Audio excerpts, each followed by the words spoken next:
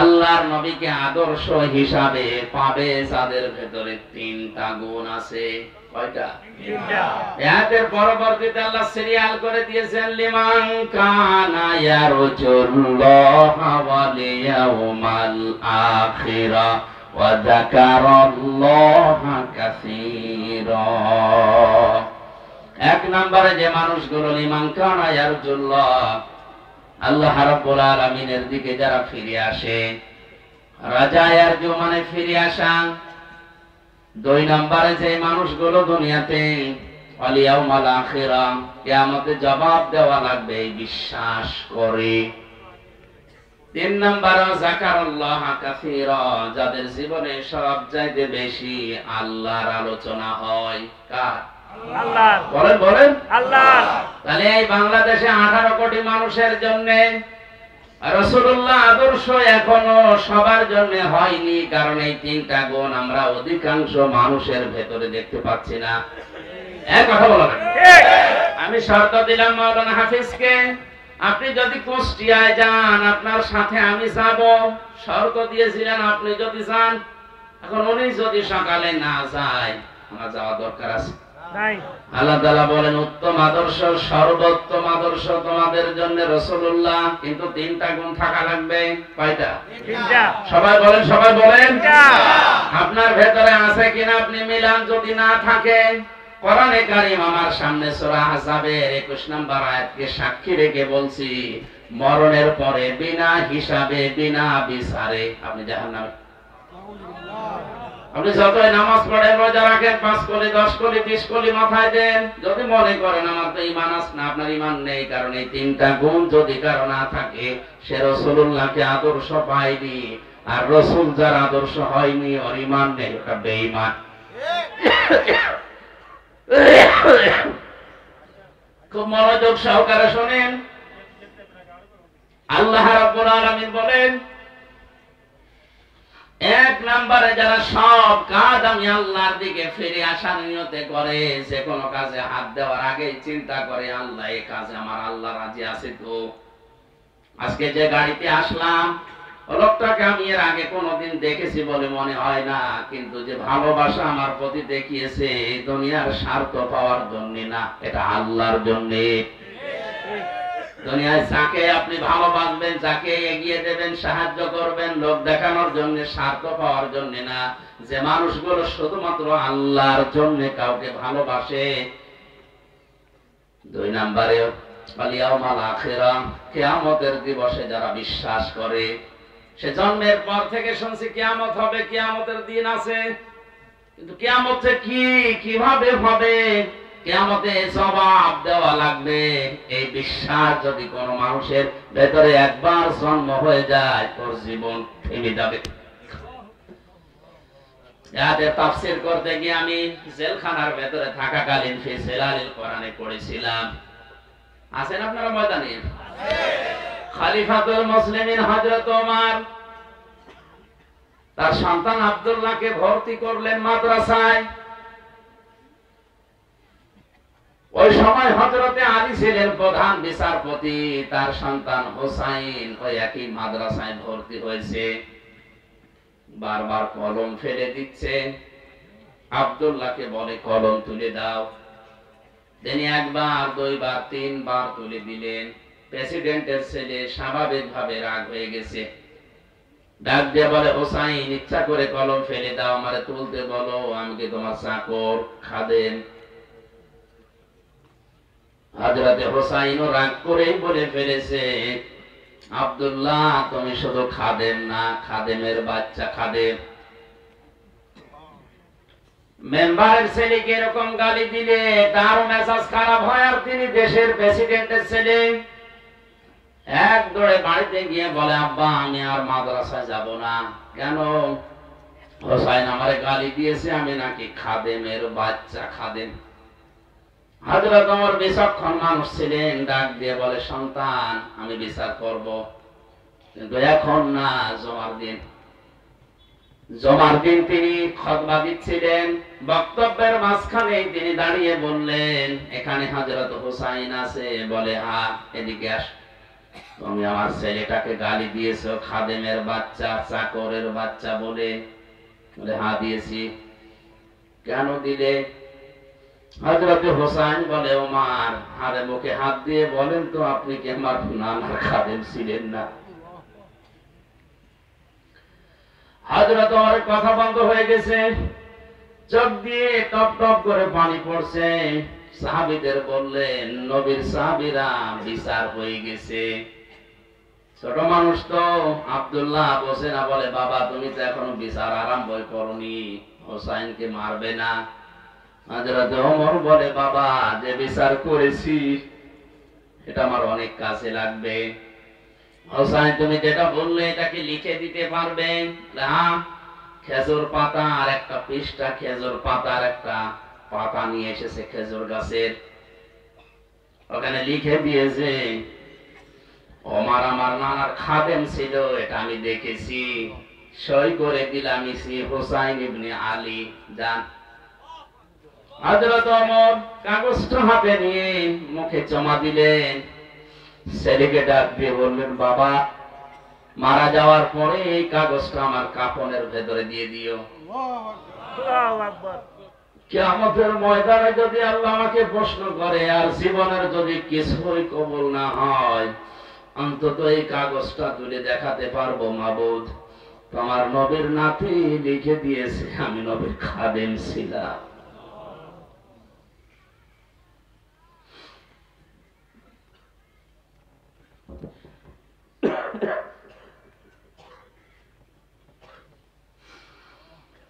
এই ওসিলায় হলো তুমি আমাকে আজকে মাফ করে দাও।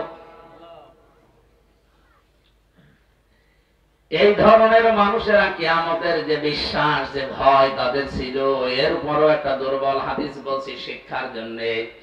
হযরত ওমরেরও আল্লাহর দরবারে নিজের জীবনের মাত্র কয়েক বছরের হিসাব দিতে লেগেছিল প্রায় 12 বছর।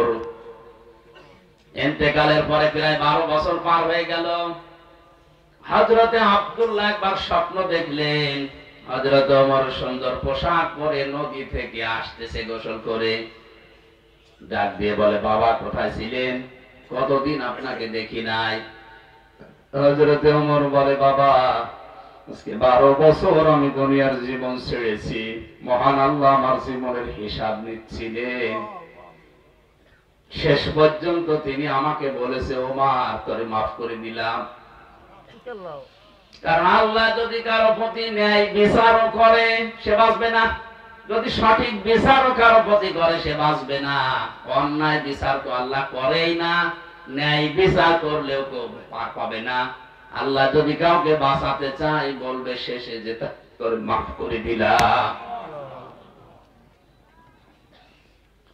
আল্লাহ যদি অবিচার করেন এ কথা বিশ্বাস করবেন না, আল্লাহ অবিচার করেন না।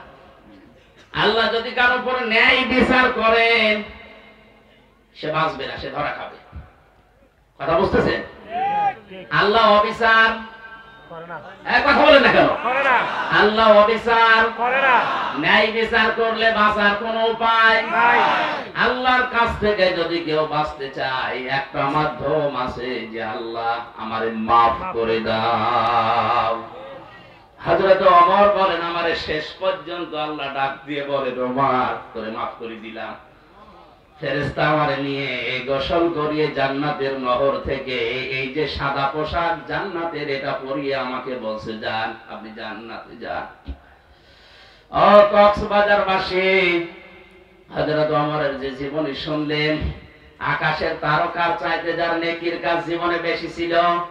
কোন রাস্তা দিয়ে গেলে শয়তান পর্যন্ত 40 দিন ওই রাস্তায় যেতে ভয় পেত। এত বড় পাওয়ারফুল মানুষ নবীজি বলেন, একবার আমার স্ত্রীরা আমার কাছে এইটা দিন ঝগড়া করছিল। হযরতে আবু বকর আসলেন, স্ত্রীদের ঝগড়া থামে না। হযরতে ওসমান আলী এসেছে, তাদের ঝগড়া থামে না। হযরতে ওমর কিছুক্ষণ পরে বাইরে থেকে সালাম দিয়েছে, আসসালামু আলাইকা ইয়া রাসূলুল্লাহ। স্ত্রীরা বলছে, আপনি থাকেন, আমরা গেলাম। কারণ এখন যে লোকটা এসেছে এর মুখের আগে হাত চলে।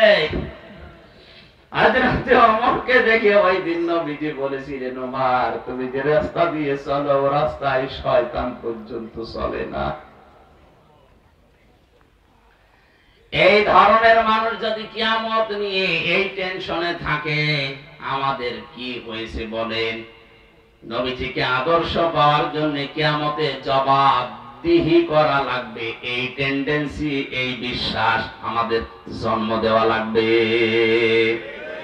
এটা নেই এই জন্য আজ দুর্নীতি হয়, এটা নেই এই জন্য আজ বেগম পাড়া তৈরি হয়, এইটা নেই এই জন্য আজ আমাদের অধিকারগুলো আমরা আদায় করতে পারি না। এটা যদি কোনো মানুষ 100 ভাগ বিশ্বাস করে যে আমার জবাব দেওয়া কিন্তু লাগবে, দুদিন আগে দুদিন পরে ওর জীবন এমনিতেই পাল্টিয়ে যাবে। মক্কার ওই মানুষগুলো তাদেরকে জোতা মেরে লাঠি মেরে মানুষকে হেদায়েত করেনি। নবীজি এই কিয়ামতে জবাব দেওয়া লাগবে এই কথাগুলো যখন তুলে ধরেছেন, ওই মানুষ যাদের বিবেক ছিল, বুদ্ধি ছিল, যাদের কপালে হেদায়েত ছিল, তারা এমনিতেই এই কথাগুলোর উপরে ঈমান এনে পাল্টিয়ে গেছে। আমি রাসূলুল্লাহকে আদর্শ পাওয়ার জন্য 3 নম্বরে বলেছিলাম, ওয়া যাকারাল্লাহা কাসীরা, যাদের জীবনে সব চাইতে বেশি জিকির থাকবে, আলোচনা থাকবে আল্লাহর। আল্লাহ কাসীরা দিয়েছেন, কলিলান দেননি, আবার কাসীরুন দেননি, কাসীরা আছে। সব চাইতে বেশি তাদের মুখে, তাদের পরিবারে, সমাজে, রাষ্ট্রে, তাদের সব জায়গায় নাম থাকবে, আলোচনা থাকবে কার? কালিমাতুল্লাহি হিয়াল উলিয়া, আল্লাহর কালিমা তাদের উপরে থাকবে। আমার মনে হয় সংসদ ভবন থেকে শুরু করে আমাদের এই ইউনিয়ন পরিষদের অফিস পর্যন্ত সব জায়গায় আল্লাহু আকবার বড় করে লিখে রাখা দরকার, দেখলে আল্লাহর নাম মনে হয়। কিন্তু এগুলো না দিয়ে এমন এমন জিনিস আমরা টাঙিয়ে রাখি, আল্লাহর নাম তো দূরের কথা, কার নাম মনে হয় আল্লাহ জানে।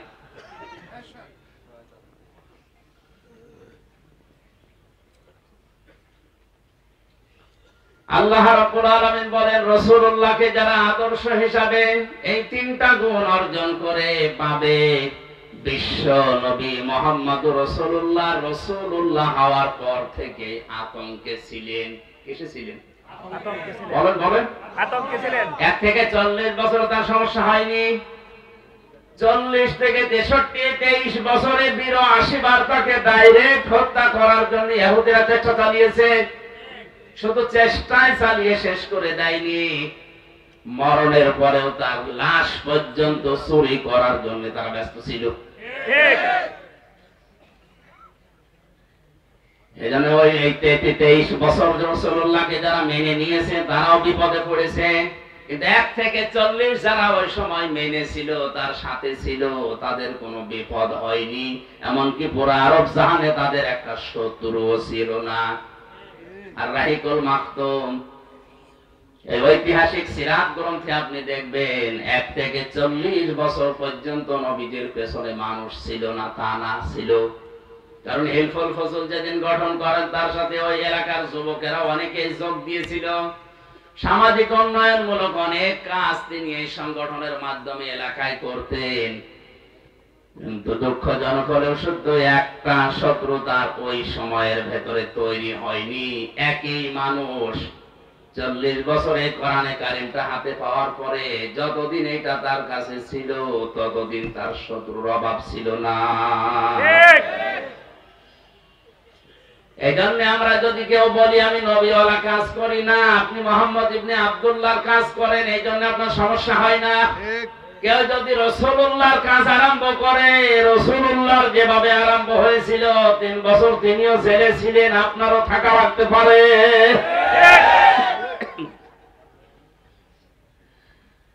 আমাদের উচিত হবে যে আয়াতটা আপনারা লিখে দিয়েছেন, এটা আমাদের বাস্তব জীবনে যদি আমরা সেট করতে চাই, ওই 3টা শর্ত আমাদের মানা লাগবে। এই শর্তগুলো আমার না আল্লাহর? আল্লাহ। আরো জোরে বলেন কার? আল্লাহ। আল্লাহ আমাদের মেনে নেওয়ার তৌফিক দিন, জোরে বলেন আমিন। আমিন। আমার আলোচনার বিষয় বলেছিলেন কোন পাপে কোন গজব। জবান খুলে কোরআনের এই সোনালী আয়াত সূরা রুম 41 নম্বর আয়াতটা পড়েছি। পড়েন আউযু বিল্লাহি মিনাশ শাইতানির রাজীম বিসমিল্লাহির রাহমানির রাহিম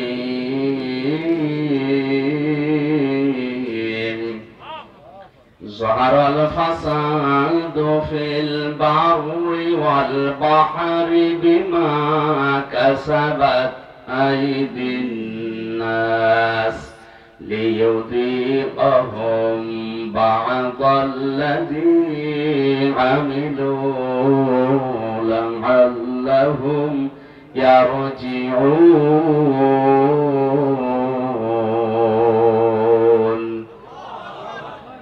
আল্লাহ রাব্বুল আলামিন বলেন, জলস্থলে যে বিপর্যয়, যে অশান্তি গুলো, যে গজব গুলো দেখতে পাও, এগুলো আমি একটাও দিতে চাই না। এগুলো সব তোমাদের হাতের পাপ কামাই করা ফসল। আমি কেন এগুলো দেই মাঝে মাঝে জানো? অতিবৃষ্টি অনাবৃষ্টি মাঝে মাঝে এ জমিনকে ঝাঁকুনি দেয়, আমরা যেটা ভূমিকম্প বলে শুনি। এগুলো কেন করিলি? ইউসিকাহুম বা'দাল্লাযী আমিলু, তোমরা যে আমল করেছো, কাজ করেছো, আমল আবার দুই প্রকার। আমল কয় প্রকার? একটা বদ আমল, একটা নেক আমল। এই বদ আমল যারা দুনিয়ায় করে তাদেরকে আমি আল্লাহ একটু থামাতে চাই, এই আযাব গুলো দিয়ে তাদেরকে আমি আল্লাহ একটু বাধা দিতে চাই, দেখি তারা ফিরে আসে কিনা। লাআল্লাহুম ইয়ারজিউন, আমি চাই যে তারা ফিরে আসুক। কপাল পোড়া মানুষ আমরা, মাঝে মাঝে এগুলো আমাদের সামনে আসতেছে, এগুলো দেখার পর আমরা ফিরে আসা দূরের কথা, আমাদের বৃদ্ধি আরো বাড়ে। সূরা সূরার ভেতরে আল্লাহ জানিয়েছেন, এটা 29 নম্বর আয়াতে আছে, ওমা সাবাকুম মিন মুসিবাতিন ফাবিমা কাসাবাত আইদিকুম ওয়া ইয়াফু আন কাসীর। তোমরা যত অন্যায় করো, পাপ করো, সব পাপের শাস্তি যদি আমি আল্লাহ দেই, শ্বাস ফেলার সময় তোমরা পেতে না। আমি আল্লাহ অধিকাংশ গুলোই মাফ করে দেই, কিছু পাপের শাস্তি দুনিয়ায় পাঠাই যেন তোমরা আমি আল্লাহর দিকে ফিরে আসতে পারো। বাংলার মুসলমানেরা আজকে আমি কয়েকটা পয়েন্টের উপরে সাজিয়েছি। আমি দেখতে চাই এই পাপগুলো যদি বাংলাদেশে হয়, ওগুলোর জন্য আপনি যতই দোয়া দরুদ পড়েন, তাবিজ কবজ গলায় দেন, থামাতে পারবেন না। আল্লাহর শাস্তি ওটা ছেড়ে দেওয়া লাগবে।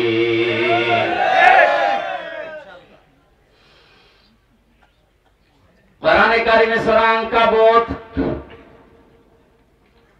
আয়াত নাম্বার 40-41, ফাকুল্লান আখাযনা বিযামবিহি ফামিনহুম মান আরসালনা আলাইহি হাসিবা ومنهم من أخذته الصيحة ومنهم من خسفنا به الأرض ومنهم من أغرقنا وما كان الله ليظلمهم ولكن كانوا أنفسهم يظلمون সুবহানাল্লাহ আলহামদুলিল্লাহ লা ইলাহা ইল্লাল্লাহ সুবহানাল্লাহ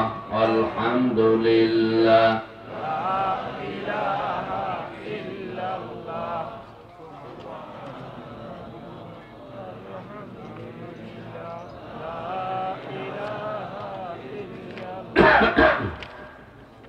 যারা জিকির জোরে করেন, সুবহানাল্লাহ আলহামদুলিল্লাহ লা ইলাহা ইল্লাল্লাহ লা ইলাহা ইল্লাল্লাহ মুহাম্মাদুর রাসূলুল্লাহ আয়াত বুঝতে কষ্ট হচ্ছে? আল্লাহ রাব্বুল আলামিন বলেন, যুগে যুগে বহু মানুষকে আমি তাদের পাপের জন্য পাকড়াও করেছিলাম। কাউকে আমি ঝঞ্ঝা নামক বৃষ্টি দিয়ে, পাথরের বৃষ্টি দিয়ে, কাউকে ডুবিয়ে, কাউকে পানি দিয়ে, জলোচ্ছ্বাস দিয়ে দুনিয়া থেকে আমি তাদেরকে বিদায় করে দিয়েছি। কাউকে জমিনের ভেতরে গেড়ে দিয়েছি। আমি কারো উপরে আল্লাহ জুলুম করি না, মানুষ নিজেরাই নিজেদের উপরে জুলুম করে। কথা বলেন ঠিক কিনা? আমি প্রথম বলেছিলাম আল্লাহর বিচার ব্যবস্থা 3 প্রকার। 1 নম্বরে আল্লাহ জুলুম করে না। একবার বলে না কেন? করে না। 2 নম্বরে আল্লাহ ন্যায় বিচার করলে কেউ বাঁচবে না। 3 নম্বরে কেউ বাঁচতে চাইলে আল্লাহর রহমত লাগবে। এজন্য আল্লাহ বিচার করেন না। 2 নম্বরে আমার আল্লাহ ন্যায় বিচার করলে কেউ বাঁচতে পারবে না। 3 নম্বরে কেউ বাঁচতে চাইলে আল্লাহর ক্ষমা পাওয়া লাগবে। যে সমস্ত পাপের জন্য আল্লাহ তাদেরকে ধরেছিলেন, দেখি ওই পাপগুলো এখন বাংলাদেশে আছে কিনা। আল্লাহ রাব্বুল আলামিন বলেন, ওয়াইলা মাদিয়ানা খাহুম শুআইবা ক্বালা ইয়া কওমি ইবুদুল্লাহা মা লাকুম মিন ইলাহিন গায়রু قد جاءتكم بينة من ربكم فأوفوا الكيل والميزان ولا تبخسوا الناس أشياءهم ولا تفسدوا في الأرض بعد إصلاحها ذلكم خير لكم إن كنتم মুমিনিন। আল্লাহু আকবার। আমি শুআইবকে পাঠিয়েছিলাম মাদিয়ান শহরে তার ভাইদের কাছে। এ কোরআনে অনেকগুলো নবীর দাওয়াতি সিস্টেম দেওয়া আছে। তারা দাওয়াত দিত এই কায়দায়, এই পদ্ধতিতে। এখানে শুআইব আলাইহিস সালামের নাম দিয়ে আল্লাহ কিছু শিক্ষা দিতে চেয়েছেন। একটু ভালো করে শুনেন। হযরতে শুআইব আলাইহিস সালামকে মাদায়েন শহরে তার ভাইদের কাছে আল্লাহ পাঠিয়ে বললেন, তুমি দাওয়াত দাও, হে আমার জাতির লোকেরা, আল্লাহ বাদে কোনো মাবুদ নেই, ইলাহ নেই, ইবাদত পাওয়ার যোগ্যতা কারো নেই। আমরা যারা সত্যি নবীদের উত্তরসূরি দাবি করছি, আল্লাহর কসম আমরাও কিন্তু এই কথাই আপনার কাছে বলছি। আল্লাহ ছাড়া ইবাদত পাওয়ার যোগ্যতা কারো নাই। এই জন্য সহজ ভাবে বলি, লা ইলাহা ইল্লাল্লাহ। আল্লাহ বাদে ইবাদত পাওয়ার যোগ্যতা, উপাস্য হওয়ার যোগ্যতা দুনিয়ায় আর কারো নেই। এই কথা বললেই হিন্দুরা রাগ করে, কারণ ওদের দেবতা একটা দুইটা না, 33 কোটি। ওদের দেবতা 33 কোটি। এই জন্য ওদের রাগ হবে। আল্লাহ ছাড়া ইবাদত পাওয়ার, উপাসনা পাওয়ার যোগ্যতার কারণে কথা বললে ইহুদির মন আপনি পাবেন না, খ্রিস্টানের মন আপনি পাবেন না। ওয়ালান তারদা আনকাল ইয়াহুদু ওয়ালান নাসারা হাত্তা তাত্তাবিআ মিল্লাতাহুম কুল ইন্না হুদাল্লাহি হুয়াল হুদা। হে নবী, কখনো ওরা আপনার পদে ইহুদি খ্রিস্টানরা রাজি হবে না যতক্ষণ আপনি তাদের যে ধর্ম অনুসরণ না করবেন। ওদের ধর্মে খোদা কয়জন? 33 কোটি। কারো 3 জন, কারো 2 জন। বিভিন্ন জিনিসকে তারা খোদা হিসাবে মানে। মুসলিম 175 কোটি মানুষের ভেতরে হয়তো ভুল ত্রুটি থাকতে পারে, কিন্তু লা ইলাহা ইল্লাল্লাহর ব্যাপারে কোনো পার্থক্য আমাদের নেই। আমরা মনে প্রাণে বিশ্বাস করি, এ কথা কাজে লাগাতে চাই। আল্লাহ ছাড়া ইবাদত পাওয়ার যোগ্যতা কারো নাই, উপাসনা পাওয়ার যোগ্যতা কারো নাই। নবীদের দাওয়াত এইটা ছিল, ইয়া কওমি ইবুদুল্লাহ মা লাকুম মিন ইলাহিন গায়রু। আল্লাহর ইবাদত করো, কারণ তিনি ছাড়া কোনো ইলাহ নেই। এরপরে হযরতে শুআয়ব আলাইহিস সালাম তার জাতির লোকের কাছে যে মেসেজটা দিয়েছেন, নবীদের দাওয়াতি পদ্ধতি আপনাকে আমি বলছি, ক্বাদ জাআতকুম বাইয়িনাতুম মির রাব্বিকুম, অবশ্যই তোমাদের রবের পক্ষ থেকে তোমাদের কাছে স্পষ্ট দলিল প্রমাণ নিয়ম নীতি আইন কানুন এসেছে। সে আইনের ভেতরে দুইটা কথা এখানে আল্লাহ পাক দিয়েছেন, ফাউফুল কাইলা ওয়াল মিজানা ওয়ালা তাবখাসুন নাসা আশিয়াআহুম। এক নম্বরে তোমরা ওজনে কম বেশি করবে না। কিসে? সবাই বলেন ওজনে। এই ওজন বলতে শুধু দাড়ি পাল্লার ওজন না। এখন তো অনেকে দাড়ি পাল্লায় তুলে দেওয়ার চিন্তা আছে।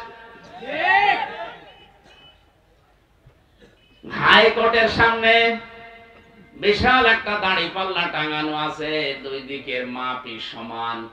এটা দ্বারা দেশের জনগণকে বোঝানো হচ্ছে যে ন্যায় বিচার ছাড়া এখানে কিছু চলে না। ঠিক। দাড়ি পাল্লা মানে কি? মানদণ্ড। দাড়ি পাল্লা মানে ন্যায় বিচারের মানদণ্ড। ওইটা যে এদিকেও যেমন এইদিকেও সমান, কোন দিকে একেবারে কম বেশি নেই, সমান সমান। আচ্ছা, তো বিচার ব্যবস্থার দিকে তাকালে আজ যেটা দেখতে পাচ্ছি আমরা, ন্যায় বিচারের তুলনায় অবিচারই বেশি হচ্ছে। ন্যায় বিচারের তুলনায় অবিচার যদি না হবে, কোন কারণে আমি 3টা বছর জেল খাটলাম, আপনি জবাব দেন।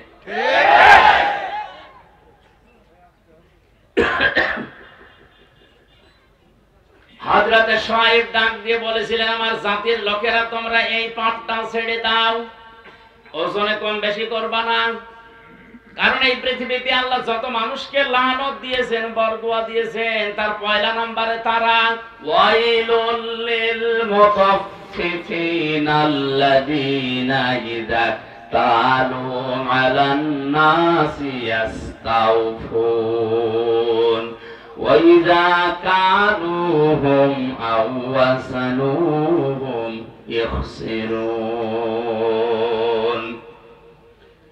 ধ্বংস হয়ে যাক, বরবাদ হয়ে যাক, আমি আল্লাহর লানত ওই মানুষগুলোর উপরে যারা ওজনে কম বেশি করে। কিসে? ওজনে। বলেন বলেন। ওজনে। এই ওজন বলতে যারা দোকানদার তারা না, না।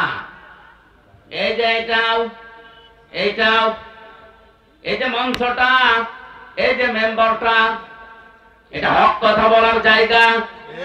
এখানে বসে যারা সঠিক কথাগুলো বলতে চায় না, তারাও কম বেশি করছে। প্রাইমারি স্কুল থেকে বিশ্ববিদ্যালয় পর্যন্ত যারা শিক্ষকতা করছেন, এটা যেহেতু রেকর্ড হচ্ছে, কালকেই তামাম দুনিয়ায় ছড়াবে। আমার বিশ্ববিদ্যালয়ের স্যাররা অনেকে মন খারাপ করে, আমি জানি। আল্লাহর কসম, শিক্ষক যারা আমার মাথার তাজ, আপনাদেরকে আমি ভালোবাসি। আমি কোরআন আপনাদের কাছেই পড়েছি, যতটুকু আমি বুঝেছি। আপনারা ওইভাবে বোঝেন না কেন? প্রাইমারি থেকে বিশ্ববিদ্যালয় স্যার পর্যন্ত যে যতটুকু পেয়েছে, ওজনে কম বেশি করা মানে নেওয়ার সময় বেশি নেয়, দেওয়ার সময় এদের প্রতি লানত কার? আল্লাহ। এই কথা বলা লাগবে, লানত কার? বিশ্ববিদ্যালয়ে স্যার হওয়ার জন্য কত জ্ঞান লাগে, এটা আমি নিজে অনার্স মাস্টার্স করতে গিয়ে দেখেছি। একজন ডক্টর 45 থেকে 50 মিনিটের একটা ক্লাস নেয়, কমপক্ষে 40-50টা বইয়ের রেফারেন্স তার দেওয়া লাগে। কারণ সামনে যারা বসে আছে ওরা গরু ছাগল না, সব মেধাবী। বিশ্ববিদ্যালয়ে গরু ছাগল চান্স পায় না। বাংলাদেশের মেধা যাদের বেশি, তারাই ওখানে যায়। আর তাদের সামনে বসে 40-45 মিনিট আপনি বক্তব্য দেবেন। সলিমদ্দি কলিমদ্দির মতো না, কোন কনসার্ট না, এক টান দিয়ে দিলাম, একটা দুলিয়ে দিলাম, হয়ে গেল না। অন্তত বিশ্ববিদ্যালয়ে যারা ক্লাসের মতো ক্লাস নেয়, তাদের 40-50টা বইয়ের রেফারেন্স দেওয়া লাগে। আমরা জানি ভার্সিটিতে কোনো বই ওইভাবে নেই। স্যারদের লেকচার গুলো থেকে লাইব্রেরিতে হাজার হাজার বই আছে, ওখান থেকে বাছাই করে প্রশ্নের উত্তর তৈরি করা লাগে। এই যে স্যাররা এই পর্যায়ে যেতে তাদের কত মেহনত করা লেগেছে, তারাও তাদের শিক্ষকের কাছ থেকে কত কিছু পেয়েছে। নেওয়ার সময় তারা তো ঠিক মতোই নিয়েছে, কিন্তু দেওয়ার সময় অধিকাংশ স্যাররা আমাদেরকে ওইভাবে দিতে চায় না। আর প্রাইমারি থেকে আপনি দেখান, মাদ্রাসা বলেন, স্কুল বলেন, কলেজ বলেন, ভার্সিটি বলেন, সব জায়গায় ক্লাসে 45 মিনিটে যেটা দেওয়ার কথা ওইটা ঠিক মতো দেয় না, বলে প্রাইভেট করা, কোচিং করা লাগবে। এটা আপনি নেওয়ার সময় ঠিক মতো নিয়েছিলেন, দেওয়ার সময় ঠিক মতো দিলেন না, এইটাই ওয়াইলুল লিল মুতাফফিফিন। আপনি তো নেওয়ার সময় ঠিক মতোই নিয়েছিলেন, যদি ওইভাবে দিতেন আমার আর প্রাইভেট পড়া লাগতো না, কোচিং করা লাগতো না। মনে হয় বেশি বলে ফেললাম। এইটাই চলছে অধিকাংশ ভার্সিটি স্যাররা, এই রাজশাহী বলেন, কুষ্টিয়া বলেন, বরিশাল বলেন, চট্টগ্রাম বলেন, এই সমস্ত জায়গা থেকে ঢাকায় যে প্রাইভেট ভার্সিটিতে ক্লাস নেয়। সরকার আপনারা যেখানে রেখেছে এই জায়গায় আপনি যতগুলো টুকু পেয়েছিলেন ওইটা ডেলিভারি দিতে পারেন না। হযরত শুআয়ব নবী এই কথা তার জাতির কাছে বললেন যে তোমরা ওজনে কম বেশি করবা না। আলা তাবখাসুন নাসা আশিয়া, এক একটা শব্দের ভেতরে লক্ষ লক্ষ কথা এরকম পয়েন্ট আকারে আছে, যত টানবে তত বের হবে। আমার শরীরের দিকে, গলার দিকে আর ঘড়ির দিকে তাকে আমি খুব তাড়াতাড়ি করছি। ওয়ালা তাবখাসুন নাসা আশিয়াহুম ওয়ালা তুফসিদু ফিল আরদি বা'দা ইসলাহিহা। দ্বিতীয় নম্বরে, দুনিয়াতে শান্ত হয়ে যাওয়ার পরে অশান্তি করার জন্য পায়তারা করবা না, যেটা সবচেয়ে বেশি চলছে এই বাংলাদেশে। যালিকুম খায়রুল লাকুম, এইটাই ভালো কাজ। ইন কুনতুম মুমিনিন, যদি মুমিন বলে দাবি করে থাকো, ওজনে কম বেশি করা আজকে থেকেই বন্ধ করা লাগবে। এই ওজনে কম বেশি মানে খাদ্যে ভেজাল দেওয়া আছে, এই কথা বলেন না কেন? আজ হাজারো মানুষ নিজের সন্তান, নিজের বউ, নিজের মা যেগুলো খাবে ওগুলোতে ফরমালিন দেয় না, বিষও দেয় না, ঔষধও দেয় না, ওগুলো দেয় শুধু তাদের যেগুলো অন্যরা খাবে। যারা ফরমালিন দিচ্ছেন, বিষ দিচ্ছেন, ঔষধ দিচ্ছেন, এগুলোর কারণে যে ফলগুলো তরতাজা দেখতে মনে হয়, ধোঁকা খেয়ে আমাদের মতো মানুষ আমরা কিনে নিয়ে আসি, আমাদের কিডনি নষ্ট হয়ে যায়। এক কথা বলেন, এগুলো যারা করছেন ওই ব্যবসায়ীরা, আপনার দ্বারা আমার কিডনি, আমার হার্ট, আমার মস্তিষ্ক নষ্ট হয়ে যাচ্ছে, আপনি মানুষ হত্যা করার গুনাহ কামাই করছেন। আপনার উপরে আল্লাহর লানত, আল্লাহর বরদোয়া। ও বাংলার মুসলমানেরা, আল্লাহ যদি কাউকে বরদোয়া দেয়, বলে ওরে কি আর বাঁচাবে? এই মুহূর্ত থেকে ওজনে কম বেশি করা, খাদ্যে ভেজাল দেওয়া বন্ধ করা লাগবে। দুনিয়া বেশ শান্ত হয়ে যাওয়ার পরে অশান্তি তৈরি করার জন্য পায়তারা করবেন না। যদি মুমিন বলে দাবি করেন, এরপরে আরো দুইটা কথা তিনি বলেছিলেন, নাকি শেষ করে দেব? ওয়ালা তাকুদু বিকুল্লি সিরাতিন তুইদুনা ওয়া তাসুদ্দুনা আন সাবিলিল্লাহ মান আমানা বিহি ওয়া তাবগুনাহা ইওয়াজা ওয়াযকুরু ইয কুনতুম ক্বালিলান ফাকাথ্থারাকুম ওয়ানজুরু কাইফা কানা আকিবাতুল মুফসিদিন। আরেকটু খেয়াল করেন, আল্লাহ তাআলা বলেন তাদের আরেকটা অপরাধ ছিল, ওয়ালা তাকুদু সিরাত তাকুদু বিকুল্লি সিরাতিন তুইদুনা। ওরা মানুষকে ধরার জন্য বিভিন্ন রাস্তায় বসে থাকতো ওত পেতে। আজ বাংলাদেশে এই গণাটাই 15 বছরে সবচাইতে বেশি বেড়েছে। ওত পেতে থাকে, কখন কারে ধরিয়ে দেওয়া যায়। এই জেলায় মনে হয় এখনো শুরু হয়নি। হয়তো একটু পাড়াপতি হিসেবে রাগারাগি হয়েছে, ঝগড়া হয়েছে, রাজনৈতিক একটা সিল লাগিয়ে তারে গোপনে ধরিয়ে দেওয়ার জন্য থানায় উনি আগে 10,000 টাকা দিয়ে এসেছে যে অমুককে ধরে নিয়ে আসো। উনি ধরে নিয়ে যায়, নিজে আবার ছাড়ায়, মাঝখান থেকে লোকটার প্রায় 50,000 টাকা আল্লাহর ওলি খেয়ে ফেলেছে। আমি এটা একটু বেশি বলে ফেললাম।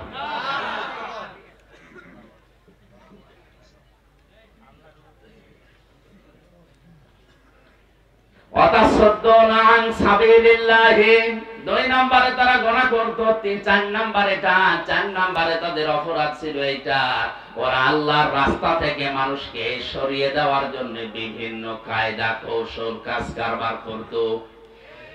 এত কাজে মানুষ যাচ্ছে, কোনো অসুবিধা নেই, আল্লাহর দিকে, আল্লাহর পথের দিকে মানুষ আসলেই বাধা। এই গুনাহগুলোর জন্য আল্লাহ রাব্বুল আলামিন হযরত শুআয়ব আলাইহিস সালামের জাতির উপরে যে গজব নাযিল করেছিলেন, এখনো যদি কোনো মানুষ এই কাজ কারবার কোনো বন্ধ না করে, জমিনে ওজনে কম বেশি করা, খাদ্যে ভেজাল দেওয়া, দুনিয়া শান্ত হয়ে যাওয়ার পর অশান্তি করার জন্য পায়তারা করে বেড়ানো, মানুষকে বিপদে ফেলার জন্য মোড়ে মোড়ে বসে থাকা, এ থোকায় থোকায় শব্দটা আছে। ওয়ালা তাকউদু বিকুল্লি সিরাতিন তুইদুনা ওয়া তাসুদ্দুনা আন সাবিলিল্লাহ। তোমরা বসে থেকো না, মানুষকে ধরিয়ে দেওয়ার জন্য, বিপদে ফেলার জন্য কোন রাস্তার মোড়ে মোড়ে গোপনে,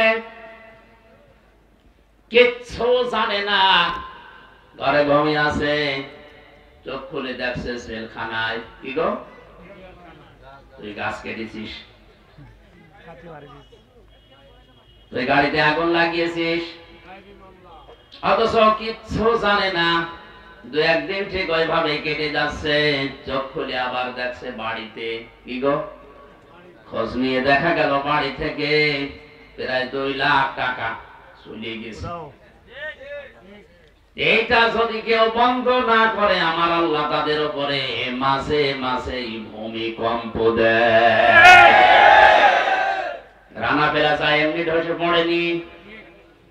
অনেকে বলেছিল যে মনে হয় অনেকে ধাক্কা দিয়ে ফেলে দিয়েছে। আরে ভাই, ধাক্কা দিয়ে বিল্ডিং ফেলে দেওয়া, আপনি ফেলে তো দেখি। 357টা বিল্ডিং এ ফাটল ধরেছে বছরে। সারা বাংলাদেশের জরিপ, 357টার উপরে বিল্ডিং এ অলরেডি ফাটল ধরে গেছে। পানির স্তর গুলো, এই লেয়ার গুলো নেমে যাচ্ছে। قل أرأيتم إن أصبح ماؤكم غورا فمن يأتيكم بماء معين। হে নবী, আপনি ওদেরকে বলেন তো, আমি যদি পানির লেয়ার নিচে নামিয়ে দেই, দুনিয়ায় কে আছে তোদেরকে পানি দেবে? কে বলছে? আল্লাহ। এই জন্য আমাদের উচিত হচ্ছে এই অপরাধগুলো যারা করছে বন্ধ করি, নয়তো যতই দোয়া দরুদ পড়েন, তাবিজ কবজ লাগান, কাবার ইমাম এনে দোয়া করালেও ভূমিকম্প বন্ধ করতে পারবেন না। কারণ 1500 বছর আগে কোরআনে আল্লাহ এই কথাগুলো জানিয়ে দিয়েছেন। আযাব গজব গুলো আসে এমনিতেই না। কক্সবাজারে তো আমার মনে হয় এই 2-3 দিন আসার পরে আমি যেটা দেখতে পাচ্ছি, যেভাবে ঢেউগুলো আসতেছে সাগরে, 10 হাত 15 হাত 20 হাত উঁচা হয়ে ঢেউ আসবে, আল্লাহর নির্দেশ শুধু লাগবে। না, আল্লাহ এটা পারে না। আল্লাহ যদি একবার বলে 40 হাত উঁচা হয়ে ঢেউটায়, তাহলে এই জেলা না, এ দেশ পুরা পানির নিচে চলে যাবে। আল্লাহ এটা করতে 10 বছর লাগবে। ইন্নামা আমরুহু ইযা আরাদা শাইআন আইয়াকুলা লাহু কুন ফায়াকুন। আল্লাহ পাক বলেন, আমি যখন কোন কাজের আদেশ করি তখন কিছুই লাগে না, শুধু কোন বলি, ফায়াকুন, এটা হতে 1 সেকেন্ডও সময় লাগে না।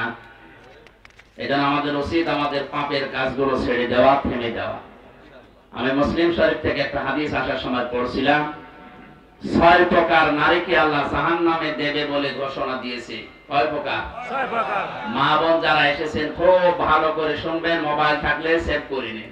এই ছয় প্রকারের ভেতরে যদি আপনি এক প্রকারেও পড়ে যান, আপনার নামাজ রোজা বোরকা পড়া সব মাঠে মারা যাবে, আপনি জাহান্নামে। এক নম্বরে যাদের মাথার চুল খোলা থাকে স্বামী বাদ দিয়ে অন্য কারো জন্য, এরকম মেয়ে লোকে দেশে এখন আর নেই।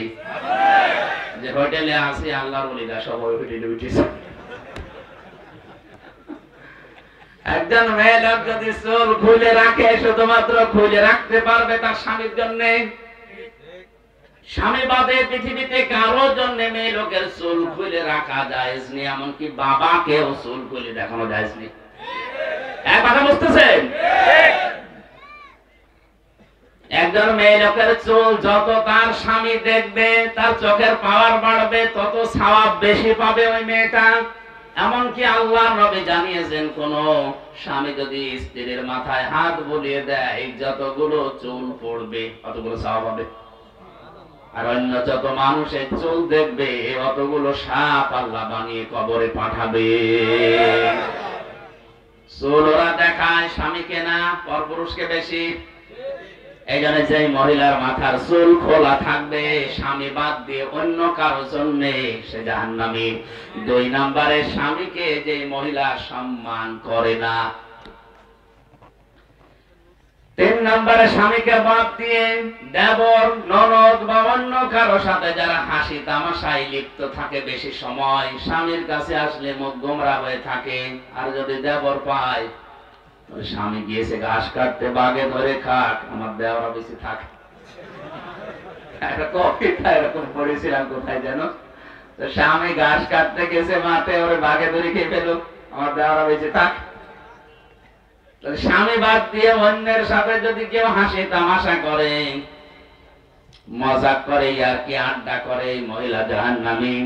চার নম্বরে যে মহিলা অপবিত্রতা থেকে পবিত্রতার খবর রাখে না, শরীর খারাপ হয়েছে কবে যে পবিত্র হবে ওর খেয়ালই নেই, স্বামীর যে হক আছে ওর মনেও নেই। এই জন্য যখনই শরীর অসুস্থ হবে, সুস্থ হওয়ার পর থেকে নিজেকে পরিষ্কার পরিচ্ছন্ন করে স্বামীর জন্য উপস্থাপন করা লাগবে। 5 নম্বরে মিথ্যা বলে, গীবত করে, এরপর আবার কসম করে কথায় কথায়। মেয়েদের স্বভাব এটা বেশি, ওরা কিছু হলেই কসম কাটে। কসম যদিও কাটে, আবার ছেলের মাথায় হাত দিয়ে স্বামীর মাথায় হাত দিয়ে কসম কাটে। এমনকি কাবা শরীফের ছবি টাঙানো বলে কাবার কসম। দুনিয়াতে একজনের নামে শুধু কসম কাটা যায় আছে, কে? বলেন বলেন। আমরা কসম কাটি বড় যে জিনিস, সেই জিনিসের উপরে। এ দুনিয়ার সব চাইতে বড় বলেন বলেন। আর আল্লাহ যখন কসম কাটেন, তখন কসম কাটেন ওই জিনিসের সাথে, যে জিনিসের সাথে আমাদের জীবনের সম্পর্ক আছে। আমাদের জীবনের সম্পর্ক আছে সময়ের সাথে। কিসের সময় আছে? জন্য আমির হামজা আছে, সময় নেই হামজার দাম। এখন যদি আমার সময় শেষ হয়ে যায়, আপনারাও আমাকে নামিয়ে দেবেন। আর আমার জীবনের সময় যদি শেষ হয়ে যায়, আমাকে মানুষ আর হামজা বলবে না, মরহুম হামজা বলবে। এজন্য মানুষের জীবন সংক্রান্ত কথাগুলো বলতে গিয়ে আল্লাহ জানিয়েছেন, ওয়ালা আসরি ইন্নাল ইনসানা লাফি খুসর। সময়ের কসম, জীবনের কসম, হায়াতের কসম, ইতিহাসের কসম। যেহেতু মানুষের হায়াত আছে, মানুষ আছে, জীবন আছে, মানুষ আছে, এগুলো না থাকলে মানুষের আর দাম থাকে না। এর সম্পর্ক মানুষের জীবনের সাথে রিলেটেড। এই জন্য আল্লাহ মানুষের জীবন সংক্রান্ত কথা বলতে গিয়ে কসম দিয়েছেন হায়াতের, সময়ের। জোরে বলেন সুবহানাল্লাহ। আমরা যেহেতু কসম দিতে পারি শুধুমাত্র আল্লাহ ছাড়া কারো নামে না। মা বোন যারা এসেছেন, কসম যদি কাটতেই হয় আল্লাহ নামে কাটবেন। তাছাড়া পৃথিবীর কোন পীর বাবার নামে, কোরআনের নামে, কাবা শরীফের নামে ছেলের মাথায় মেয়ের মাথায় হাত দিয়ে কসম কাটা জায়েজ নেই। 6 নম্বরে যারা অন্যের সুখ দেখে চলে,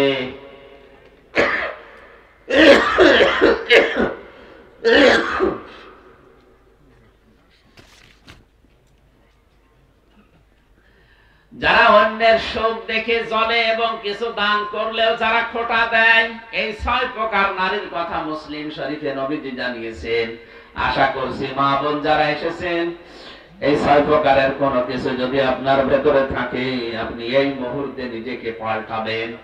আল্লাহ আমাদেরকে এই যে 4টা অপরাধের কথা বলেছিলাম, ওজনে কম বেশি করা, খাদ্যে ভেজাল দেওয়া, দুনিয়া শান্ত হয়ে যাওয়ার পরে অশান্তি তৈরি করা, মানুষকে বিপদে ফেলার জন্য ওত পেতে থাকা, আর আল্লাহর রাস্তা থেকে মানুষকে ফেরানোর জন্য চেষ্টা চালানো, এই গুনাহগুলো থেকে যদি আল্লাহ আমাদেরকে না বাঁচান, আমরা যদি চেষ্টা না করি, ভূমিকম্পের মতো এই জিনিস আবার আসবে। আল্লাহ আমাদেরকে একটা মানার তৌফিক দেন, আমিন।